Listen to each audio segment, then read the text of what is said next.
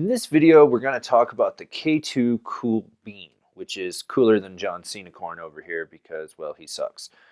Now, the thing to know about this board is it's a volume shift snowboard, so you can ride it smaller than you normally would. I ride a 144. I own a 144. This is a snow surfboard.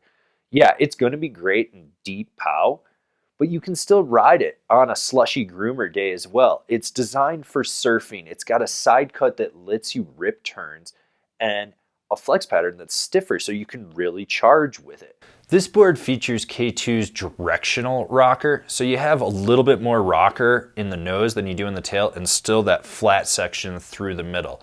It's going to be great for riding pow, just engaging the board. Getting it up on edge is going to be a little bit easier. You don't have to load it, and you're going to notice that it has a skate-like pop to it. Volume shift refers to when you take a board and you shorten it but widen it. Basically, it has the exact same surface area of its longer counterparts, just jam-packed underfoot. So just think short and wide, similar ride. That's what the volume shift technology is with K2 snowboards. Don't let the Cool Bean fool you with its short stature. This board is stiff. It is a directional flex, so you have an ever so slightly softer nose and then just progressively stiffens up through the tail. There is next to no torsional flex on this board. It's very rigid. Now with that said, this board is also very, very stable. You're going to notice when you're riding it that it doesn't feel chatter. It doesn't feel vibrations. It will get bucked around in uneven terrain if you're going really fast because the board doesn't flex and bend with the contours of the snow. It's one of those boards that just skips right along the top. This board isn't the best for popping with. You have next to no tail and all the snap is going to come from the rider's back leg.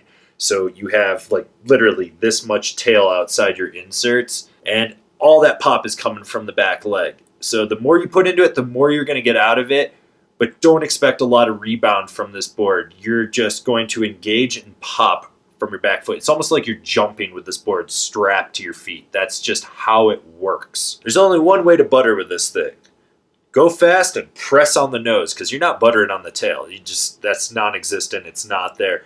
So you've got this giant platform on the nose for buttering, but you really have to get your weight out over it. You want to use a lot of speed. It's one of those boards that it's going to fight you a little bit just due to how rigid this board actually is. So if you're going to butter, look for fresh snow. That's my suggestion, and go fast. Really, really fast. One thing people always say about the Cool Bean is that it doesn't carve. Well, that's bullshit. I'm going to call it out right now. It takes more effort to get this on edge due to the girth, and if you have a smaller foot, it's going to suck. I'm not going to lie. If you've got a size 9 or smaller, you're going to have to work harder. But when you get this board on edge, it rails turns, and it locks in. You can rail Eurocarves on it. You can do tight, quick, mellow turns. This is a board for turning. It's a party board. It's for surfing the white wave. And one of the ways you surf the white wave is doing turns. This board is best just doing those long banked slalom type turns from one side of the run to the other, weaving around the people that are in front of you as they're going down the trail as well.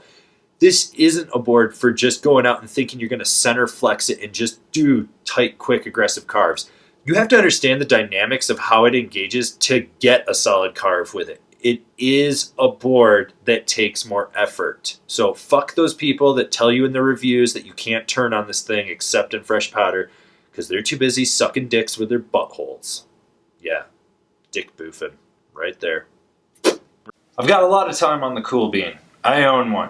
So when I say that these boards compare to it, I know that they do. The LibTech MC Steptail, the Spring Break Slush Slasher, the Venture Euphoria, the Marhar Woodsman, the Weston Backwoods, the Yes 420 or 420 Powder Hull, the Rosinal Sushi. Remember to comment, share, subscribe, and like this video. That way you can see all the relevant or irrelevant snowboarding content that we're putting out for you guys. So smash that bell down below. That way you're getting a notification. And I'll see you guys in another video. If you've been enjoying all these product reviews and you haven't been buying through our affiliate program, which is down there, why don't you check out our Patreon? This is a great way for you to get involved with us. There's some great rewards on there, and it helps fund us so we can do more product reviews for you guys that enjoy what we're doing.